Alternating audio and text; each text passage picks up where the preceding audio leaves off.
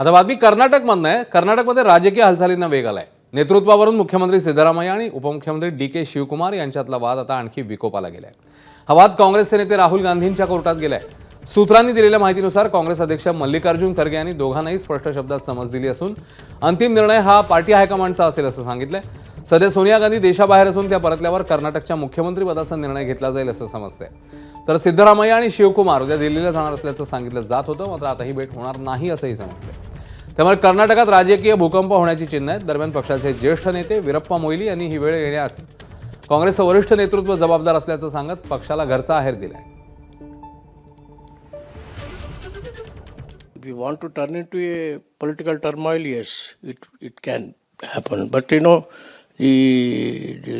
leaders here of the Congress party who are in the responsible position, and also our High Command representative, whoever it may be, I think they should have foreseen some of these developments. It's not a sudden development.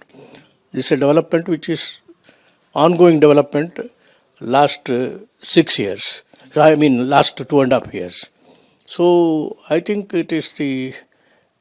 rather it is a negligence of the Congress leaders were allowing this impasse to develop.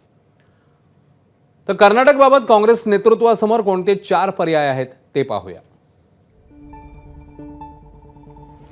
Shivakumar यांची समजूत घालून सिद्धरामय्यांना मुख्यमंत्रीपदी कायम ठेवणं पर्याय क्रमांक 1. दुसरा पर्याय सिद्धरामय्यांना बाजूला व्हायला सांगून शिवकुमार यांना मुख्यमंत्री करणं.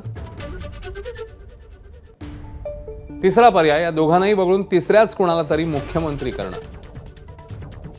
आणि चौथा पर्याय कोणतीही कृती न करता वाद शांत होण्याची वाट पाहणं. आता या 4 पर्यायांमध्ये काँग्रेसच्या नेतृत्वाकडनं कुठल्या पर्यायाची निवड होतीये पाहणं महत्त्वाचं आहे.